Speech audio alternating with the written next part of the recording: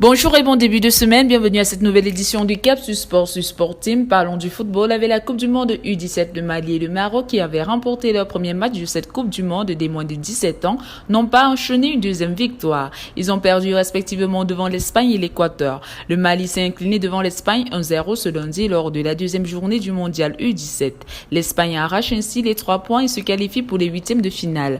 Le Mali fera face au Canada ce jeudi pour chercher une place en huitième. Pour sa deuxième sortie du tournoi, le Maroc s'est incliné face à l'Équateur 2-0. Les Lionceaux de l'Atlas devront chercher la qualification contre l'Indonésie jeudi également. Par ailleurs, le Mamelodi Sundowns a remporté la première édition de l'African Football League en battant Wydad Casablanca 2-0 ce dimanche à Pretoria.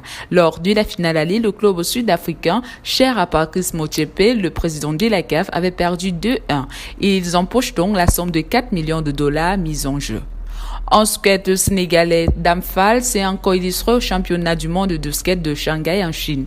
Il est devenu champion du monde de free jump saut en hauteur pour la troisième fois de sa carrière ce samedi 11 novembre. Il a décroché sa troisième médaille d'or avec un saut à 1,69 mètres. Damphal s'est encore illustré dans une autre discipline du roller. En effet, il a décroché la médaille de bronze en skate cross, une course d'obstacles à roller.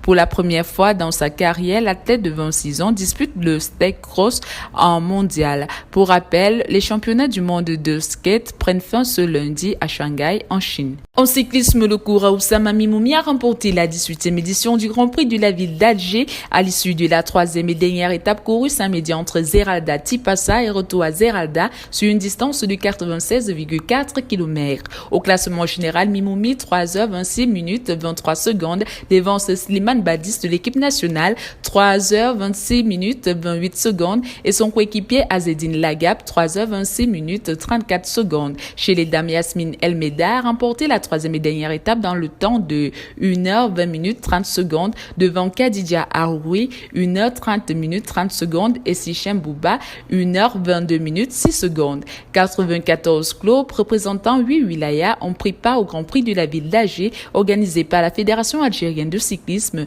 la Ligue cycliste locale ainsi que la direction de la jeunesse et des sports de la wilaya d'Alger. En handball au Super Globe 2023, le club égyptien Al Ahly termine à la 5e place. Après son élimination en force de groupe du Super Globe 2023 de handball, la formation égyptienne avait pour objectif de briller durant le tournoi de classement pour les équipes classées entre la 5e et la 8e place, ce que les champions d'Afrique ont fait avec brio en obtenant la 5e place. Fin de cette édition des Cap sur Sport. À bientôt pour une nouvelle sortie.